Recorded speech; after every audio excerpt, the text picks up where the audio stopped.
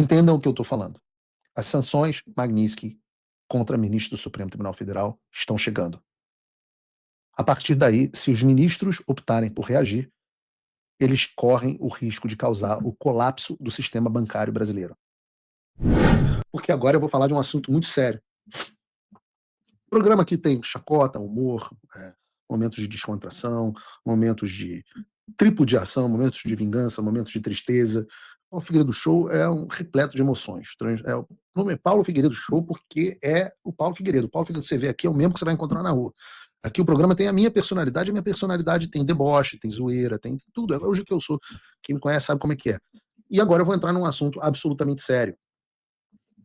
Porque eu acho, posso estar enganado, mas eu acho que nós estamos entrando num momento onde eles estão começando a entender a seriedade da coisa, do que está realmente acontecendo. Porque visto é fichinha, tarifa é fichinha. Eu quero dizer a vocês que o Brasil pode efetivamente quebrar por conta dos ministros do STF. E eu vou explicar como. Porque em relação à lei Magnitsky, por exemplo, eu duvido que os ministros do STF sequer soubessem o que ela significava. Quando o Alexandre dizia, não, estou tranquilo, não tenho conta nos Estados Unidos, eu acho que ele realmente, não acho que fosse só bravata, eu acho que eles realmente não entendiam o que estava vindo na direção deles, o tsunami que eu avisei que vinha. E eu digo a vocês, muito provavelmente, para manter o pessoal aí que gosta de zoar o tic-tac, porque vocês talvez não precisem nem esperar 72 horas, talvez nem 72 horas, e eu não posso afirmar aqui porque o prazo depende do governo dos Estados Unidos, mas talvez nem 72 horas para você ver as primeiras sanções Magnitsky contra ministros do Supremo. Eu até advogo, e tem uma notícia na Bela Megali agora há pouco, que é verdadeira, que Eduardo e eu temos advogado para que, por enquanto, seja sancionado apenas Alexandre de Moraes. É o nosso pleito, vamos ver se vai ser atendido. Por enquanto, nesse primeiro momento. Essas são as informações que eu tenho. Tic-tac. Talvez não tenhamos que esperar nem 72 horas. Talvez. Às vezes eles não nos atendem. Um exemplo foram as tarifas, que não estavam no nosso plano original, mas hoje, hashtag viva as tarifas do Trump. O Trump acertou, mas não era o plano original que a gente tinha. E agora o meu pedido, nosso pedido, o pedido do Eduardo e meu, é que comecem apenas pelos pelo Alexandre. Depois passe para o Gonê, Barroso, Gilmar, e aí Hugo Mota, Davi Alcolumbre, familiares, etc. À medida que for sendo analisado, que eles continuarem dando sustentação às violações de direitos humanos ocorridas por parte do Alexandre, e se neguem a cumprir o dever deles constitucionais, né? Enquanto eles se posicionarem como apoiadores e cúmplices do Alexandre, devem sofrer sanções. Mas há uma última chance de arrependimento. Mas por que a lei Magnitsky é tão séria? Por que eu disse que ela pode quebrar o Brasil? Ela não é chamada de pena de morte financeira à toa. Porque uma vez sancionado sob a lei Magnitsky, a pessoa fica completamente impedida de fazer negócio com qualquer instituição que esteja ligada, ou pessoa que esteja ligada de alguma forma aos Estados Unidos. Então, quem for sancionado vai perder conta e ter os ativos dele congelados no Bradesco, no Santander, no Itaú, no BTG Pactual, no Nubank, no Banco Inter, vai perder cartão Mastercard, vai perder cartão Visa, vai perder cartão chinês UnionPay, não vai mais poder comprar dólar pela Nômade, vai virar efetivamente um pária no sistema financeiro internacional. Um pária e tóxico, porque qualquer pessoa que se conectar a essa pessoa passará a estar sujeita também a sanções secundárias. Então nós temos esse cenário de que, em breve, os Estados Unidos aplicam a lei Magnitsky, por exemplo, ao Alexandre de Moraes. Tá? O que aconteceria a partir daí? Primeiro, ao ser acionada a Lei Global Magnitsky, que é o nome dela, o nome do Alexandre de Moraes ele é incluído formalmente na SDN List, SDN, Specially Designated Nationals, ou então Blocked Persons List, a lista das pessoas bloqueadas, tá? Que é uma listinha negra administrada pelo Departamento do Tesouro dos Estados Unidos. E isso bloqueia o Alexandre completamente no sistema financeiro americano e proíbe qualquer cidadão, residente, banco ou empresa americana de fazer negócio com ele. E assim que o nome dele entra, que foi o que eu acabei de falar, e assim que o nome dele entra na lista, todos os bancos e empresas ao redor do mundo que operam com dólar ou que têm qualquer ligação com o sistema financeiro americano iniciam um processo automático de bloqueio. O que eles fazem? Encerram as contas, travam os cartões, congelam todos os ativos, rompem qualquer vínculo comercial com o sancionado. E isso acontece, entendam, pode estar no Vaticano, em Roma, não faz diferença, acontece praticamente em todos os países do mundo, porque nenhum banco ou empresa quer correr o risco de ser punido pelos Estados Unidos. É um isolamento financeiro total. E ele é imposto por pressão, não é por obediência voluntária, não é porque o cara quer seguir os Estados Unidos. A lógica é simples. Ou você corta os laços com o sancionado, ou você perde o direito de operar com o dólar. Lembrem-se, por exemplo, do caso que eu trouxe aqui da Carrie Lam. Eu já trouxe ela aqui em outras duas oportunidades. Ela foi sancionada pelos Estados Unidos sob a lei Magnitsky por reprimir liberdades civis e, como consequência, nenhum banco, nem mesmo em Hong Kong ou na China continental, quis mais abrir conta para ela, manter conta para ela. A Carrie Lam passou a receber o salário dela em dinheiro vivo. Sim, literalmente pilha de cédula entregue mensalmente, porque nem o sistema financeiro chinês quis enfrentar o poder das sanções americanas. Mas nós sabemos e contamos com a possibilidade de que o pseudo-juiz Alexandre de Moraes seja mais insano do que o Xi Jinping, ainda que bem menos poderoso. Então, e aqui, a partir daqui, é a conjectura que eu faço com os senhores, a gente vai assumir um cenário hipotético em que o STF reaja insanamente e tente blindar o Alexandre, emitindo, por exemplo, uma decisão determinando que os bancos brasileiros não devem cumprir as sanções impostas por um país estrangeiro. Então, o STF diz, não cumpram as sanções no Brasil. O que aconteceria nesse cenário altamente possível? E eu vou dizer para vocês que eu ouvi um zum, que isso estava sendo considerado pelos ministros. Bom, primeiro, a ordem só ia ter peso interno, mas absolutamente nenhum efeito no Brasil. E a consequência, creio eu, seria uma crise econômica de proporções históricas. Deixa eu explicar por quê. Porque nesse cenário, que é plausível, os bancos brasileiros eles vão estar diante de um dilema. Ou obedecem o STF e violam a lei americana do OFAC, ou cumprem as sanções internacionais e enfrentam retaliação do judiciário brasileiro, inclusive prisão dos presidentes do banco. Se eles optarem por cumprir as sanções, como todos os outros bancos e as empresas do mundo fazem, os ministros ficam em uma situação muito delicada financeiramente e é impossível fugir disso. Já falei, não tem cartão de banco, não tem nada, não tem conta, não tem saída. Em contrapartida, de novo, os executivos correm risco de sofrer prisão. Diante disso, supondo que os bancos que operam no Brasil optem por obedecer o STF, mantenham as contas, os cartões, os serviços bancários abertos para o Alexandre, o Departamento do Tesouro dos Estados Unidos começa a monitorar e documentar esse descumprimento. E tenho a certeza absoluta que eu vou acompanhar de perto caso isso ocorra. Então, o Departamento do Tesouro, por meio do OFAC, que é o Office of Foreign Assets Control, emite alertas formais às instituições financeiras envolvidas. Elas são avisadas que, caso continuem facilitando qualquer transação ou mantenham as contas para alguém que está no STN List, elas vão sofrer, sanções. Se os bancos, então, ignoram os alertas, o próximo passo é a aplicação dessas penalidades. E não estamos falando aqui de advertência. Não é uma ai, ai, ai. A gente está falando de multa bilionária e a expulsão do sistema financeiro internacional. E você tem precedente para isso, o Paulo não está inventando. O BNP Paribas, que é o maior banco da França, foi multado em 8,9 bilhões, está aqui a notícia do Departamento do Tesouro, por desrespeitar sanções americanas contra o Irã e o Sudão. 8,9 bilhões. Isso são mais de 50 bilhões de reais. Isso quebra qualquer banco do Brasil.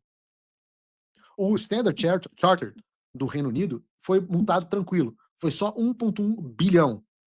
O Commerzbank da Alemanha pagou 1,45 bilhão de dólares.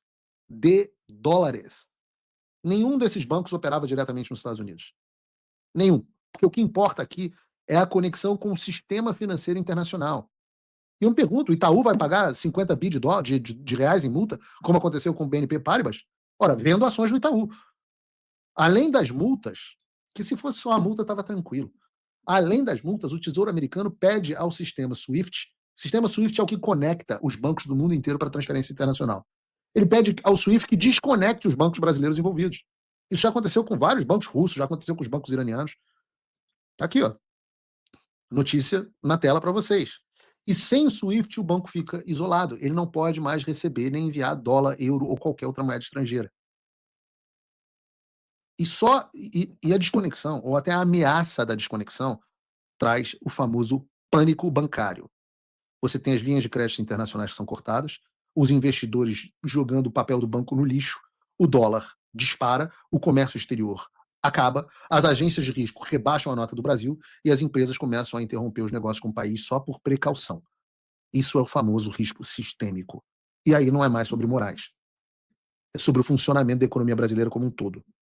A simples tentativa de proteger um homem ou meia dúzia de autoridades pode quebrar o Brasil, mergulhando o país numa crise financeira de proporções históricas. E o meu resumo da ópera para você é o seguinte: o Brasil pode. Corta aqui para mim na câmera 2.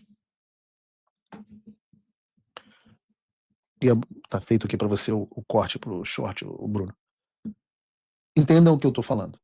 As sanções Magnitsky contra ministros do Supremo Tribunal Federal estão chegando. A partir daí, se os ministros optarem por reagir, eles correm o risco de causar o colapso do sistema bancário brasileiro. Desobedecer às sanções do OFAC significa multas bilionárias para os bancos do Brasil e a possibilidade da desconexão destes bancos do sistema financeiro internacional.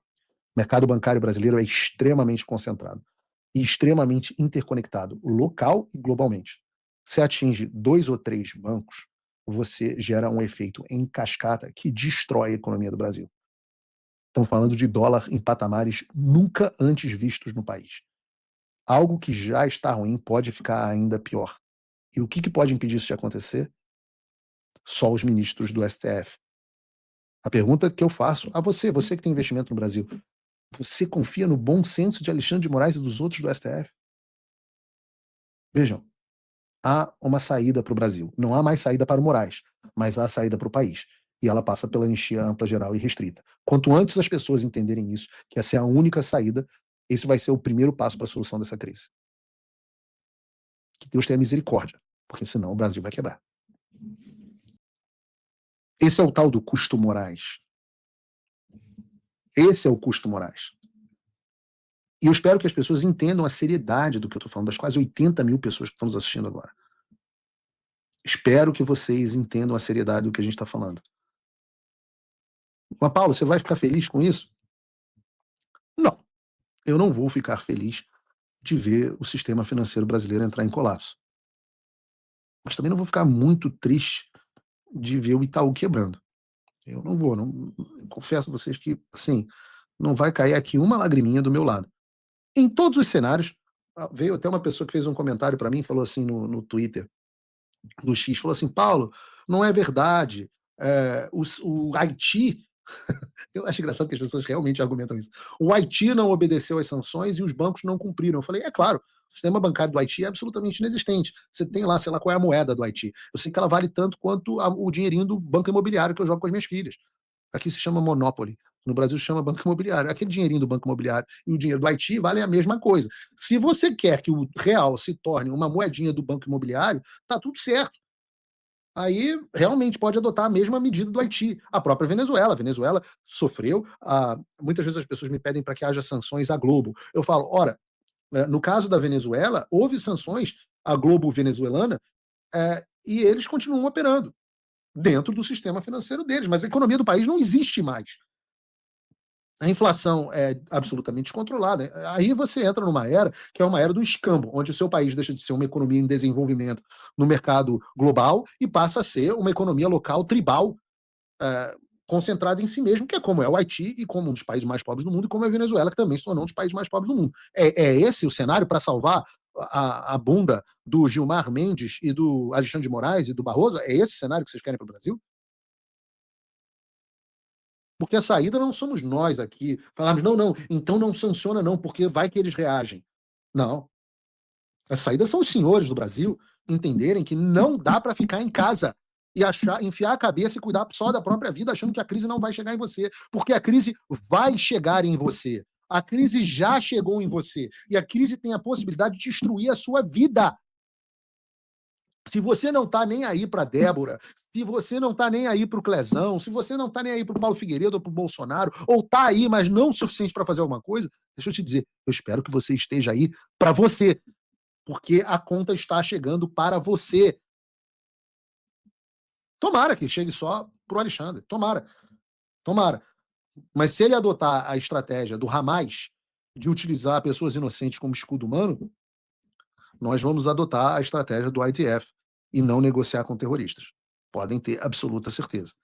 Até porque algumas das pessoas não são exatamente inocentes, né? Santander é inocente? Eu não sei. Eu não acho.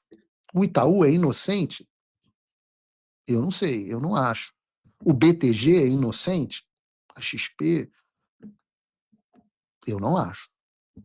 Então, assim, você vai ver todas as lágrimas caindo pelo Clezão e pela Dona Iraci e nenhuma lágrima caindo pelo Itaú. Nenhuma. Além do mais, vocês congelaram todos os meus bens no Brasil. O que me interessa? Na verdade, é hora das pessoas irem para as ruas. É hora das pessoas irem para as ruas.